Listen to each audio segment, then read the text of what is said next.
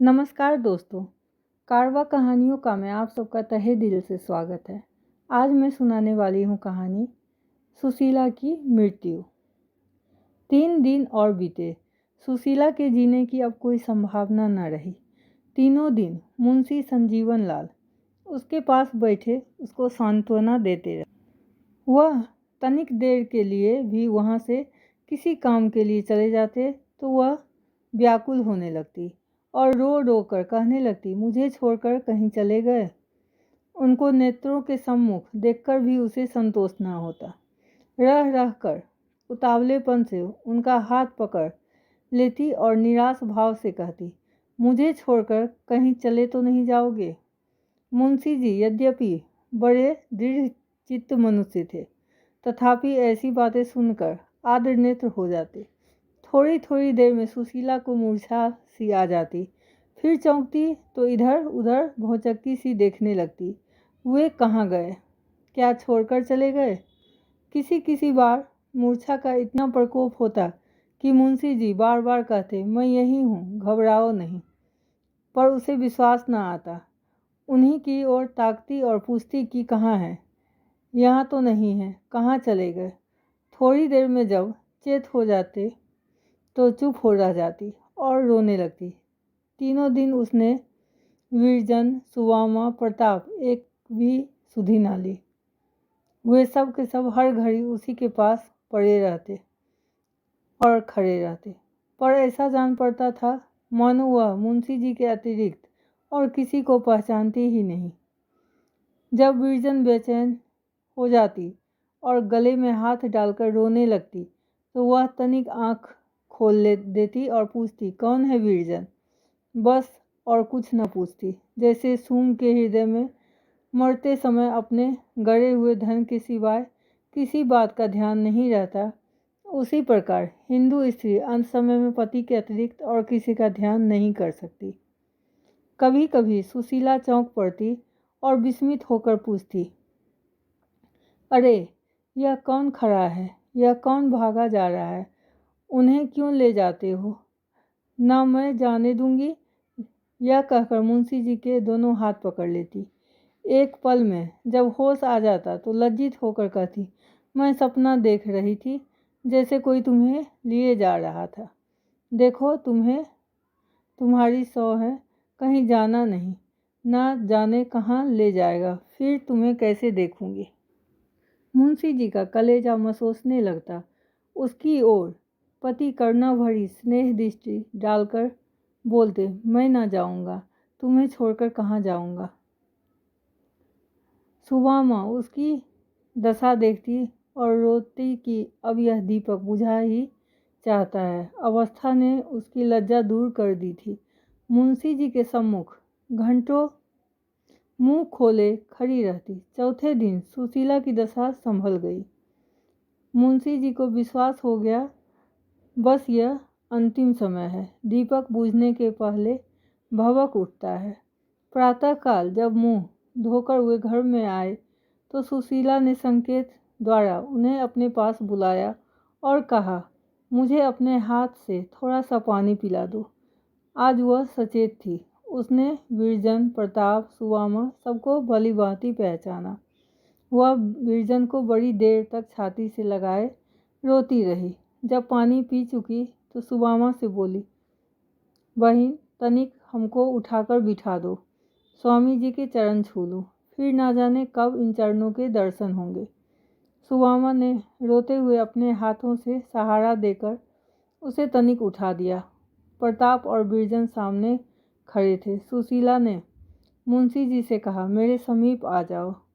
मुंशी जी प्रेम और करुणा से विह्वल होकर उसके गले से लिपट गए और गदगद स्वर में बोले, घबराओ नहीं, ईश्वर चाहेगा तो तुम अच्छी हो जाओगी।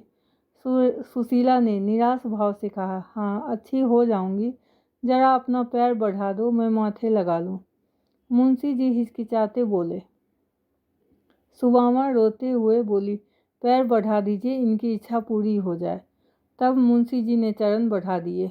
सुशीला ने उन्हें दोनों हाथों से पकड़ कर कई बार चूमा, फिर उन पर हाथ रखकर रोने लगी। थोड़ी ही देर में दोनों चरण उष्ण जल कणों से भीग गए। पतिव्रता स्त्री ने प्रेम के मोती पति के चरणों पर निछावर कर दिए। जब आवाज़ संभली तो उसने विरजन का एक हाथ थामकर मुंशी जी के हाथ में दिया। अति मंद स्वर में कहा, स्वामी जी, आपके संग बहुत दिन रही और जीवन का परम सुख भोगा। अब प्रेम का नाता टूटता है। अब मैं पल भर की और अतिथि हूँ। प्यारी विरजन को तुम्हें सौंप जाती हूँ। मेरा यही चिन्ह है, इस पर सदा दया दृष्टि रखना। मेरे भाग्य में प्यारी पुत्री का सुख देखना नहीं बचा था। इसे मैंने कभी कोई कटु वचन नहीं कहा, कभी कठोर दृष्टि से नहीं देखा। यह मेरे जीवन का फल है। ईश्वर के लिए तुम इसकी ओर से बेसुध न हो जाना। यह कहते कहते हिचकियाँ बन गई और वो मूर्छा सी आ गई। जब कुछ अवकाश हुआ तो उसने सुदामा के सम्मुख हाथ जोड़े और रोक कर कहा, बहन विरंजन, तुम्हारा समर्पण है।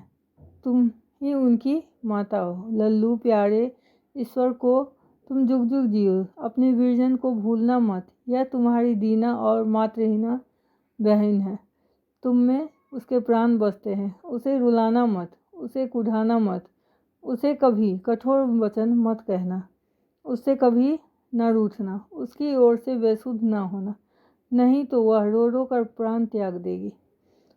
उसके भाग्य में ना जाने क्या वदा है पर तुम उसे अपनी सगी बहन समझकर सदा ढाढ़स देते रहना। मैं थोड़ी देर में तुम लोगों को छोड़कर चली जाऊंगी, पर तुम्हें मेरी सो उसकी ओर से मन मोटा न करना। तुम ही उसका बेड़ा पार लगाओगे। मेरे मन में बड़ी बड़ी अभिलाषाएं थी। मेरी लालसा थी कि तुम्हारा ब्याह करूंगी, तुम्हारे बच्चे को खिलाऊंगी, पर भाग्य में कुछ और ही बदा थी। यह कहते कहते वह फिर अचेत हो गई। सारा घर रो रहा था। महरिया महाराजिनें सब उसकी प्रशंसा कर रही थी कि स्त्री नहीं देवी थी। राधिया इतने दिन टहल करती हुई पर कभी कठोर वचन ना कहा। महाराजिन हमको बेटी की भांति मानती थी। भोजन कैसा ही बना दूं, पर कभी नाराज नहीं हुई। जब बातें करती मुस्कुरा के। महाराज जब आते तो उन्हें जरूर सीधा दिलवाती थी। सब इसी प्रकार की बातें कर रहे थे। दोपहर का समय हुआ। महाराजी ने भोजन बनाया, परंतु खाता कौन। बहुत हट करने पर मुंशी जी गए और नाम करके चले आए। प्रताप चौके पर गया ही नहीं। विरजन और सुदामा को गले लगाती, कभी प्रताप को चूमती, कभी अपनी बीती कहकर रोती। तीसरे पहर उसने सब नौकरों को बुलाया और उनसे अपराध क्षमा कराया। जब वे सब चले गए तब सुशीला ने सुदामा से कहा, बहन प्यास बहुत लगती है, उनसे कह दो अपने हाथ से थोड़ा सा पानी पिला दें। मुंशी जी पानी लाए। सुशीला ने कठिनता से एक घूंट पानी कंठ से नीचे उतारा और ऐसा प्रतीत हुआ मानो किसी ने उसे अमृत पिला दिया हो। उसका मुख उज्ज्वल हो गया, आंखों में जल भर गया। पति के गले में हाथ डालकर बोली, मैं ऐसी भाग्यशाली हूँ कि तुम्हारी गोद में मरती हूँ। यह कहकर वह चुप हो गई, मानो कोई बात कहना ही चाहती है पर संकोच से नहीं कहती। थोड़ी देर पश्चात उसने फिर मुंशी जी का हाथ पकड़ लिया और कहा, यदि तुमसे कुछ मांगूं तो दोगे। मुंशी जी ने विस्मित होकर कहा, तुम्हारे लिए मांगने की आवश्यकता है, निसंकोच कहो। सुशीला, तुम मेरी बात कभी नहीं टालते थे। मुंशी जी, मरते दम तक नहीं टालूंगा। सुशीला, डर लगता है कहीं ना मानो तो। मुंशी जी, तुम्हारी बात और ना मानूं। सुशीला, मैं तुमको ना छोड़ूंगी। एक बात बतला दो सिल्ली, सुशीला मर जाएगी तो उसे भूल जाओगे। मुंशी जी, ऐसी बातें ना कहो। देखो विरजन रोती है। सुशीला, बतलाओ मुझे भूलोगे तो नहीं। मुंशी जी, कभी नहीं। सुशीला ने अपने सूखे कपोल मुंशी जी के अधरों पर रख दिए और दोनों बाहें उनके गलों में डाल दी। फिर विरजन को निकट बुलाकर धीरे धीरे समझाने लगी, देखो बेटी, लाला जी का कहना हर घड़ी मानना, उनकी सेवा मन लगाकर करना। गृह का सारा भार अब तुम्हारे ही माथे है। अब तुम्हें कौन संभालेगा। यह कहकर उसने स्वामी की ओर करुणापूर्ण नेत्रों से देखा और कहा, मैं अपने मन की बात नहीं कहने पाई जी डूबा जाता है। मुंशी जी, तुम व्यर्थ असमंजस में पड़ी हो। सुशीला, तुम मरे हो कि नहीं? मुंशी जी, तुम्हारा और आमरन तुम्हारा। सुशीला, ऐसा ना हो कि तुम मुझे भूल जाओ और जो वस्तु मेरी थी वो अन्य के हाथों में चली जाए। सुशीला ने विरजन को फिर बुलाया और उसे छाती से लगाना ही चाहती थी कि मूर्छित हो गई। विरजन और प्रताप रोने लगे। मुंशी जी ने कांपते हुए सुशीला के हृदय पर हाथ रखा। सांस धीरे धीरे चल रही थी। महाराजिन को बुलाकर कहा, अब इन्हें भूमि पर लिटा दो। यह कहकर रोने लगे। महाराजिन और सुबाहों ने मिलकर सुशीला को पृथ्वी पर लिटा दिया। तपेदिक ने हड्डियां तक सुखा डाली थी। अंधेरा हो चला था। सारे गृह में शोकमय और भयावह सन्नाटा छाया हुआ था। रोने वाले रोते थे पर कंठ बांध बांध कर। बातें होती थी पर दबे स्वर में। सुशीला भूमि पर पड़ी हुई थी। वह सुकुमार अंग को जो कभी माता के अंग में पला, कभी प्रेमांग में प्रौढ़ा, कभी फूलों की सेज पर सोया, इस समय भूमि पर पड़ा हुआ था। अभी तक नारी मंद मंद गति से चल रही थी। मुंशी जी शोक और निराशा नद में मग्न उसके सिर के पास बैठे हुए थे। अकस्मात उसने सिर उठाया और दोनों हाथों से मुंशी जी का चरण पकड़ लिया। प्राण उड़ गए। दोनों कर उनके चरण का मंडल बांधे ही रहे। यह उनके जीवन की अंतिम क्रिया थी। रोने वालों रो, क्योंकि तुम रोने के अतिरिक्त कर ही क्या सकते हो। तुम्हें इस समय कोई कितनी ही सांत्वना दे, पर तुम्हारे नेत्र अश्रु को प्रवाह न रोक सकेंगे। रोना तुम्हारा कर्तव्य है। जीवन में रोने के अवसर कदाचित मिलते हैं। क्या इस समय तुम्हारे नेत्र शुष्क हो जाएंगे? आंसुओं के तार बंधे हुए थे। सिसकियां के शब्द आ रहे थे। महाराजिन दीपक जलाकर घर में लाई। थोड़ी देर पहले सुशीला के जीवन का दीपक बुझ चुका था। तो फिर मिलते हैं एक नई कहानी के साथ।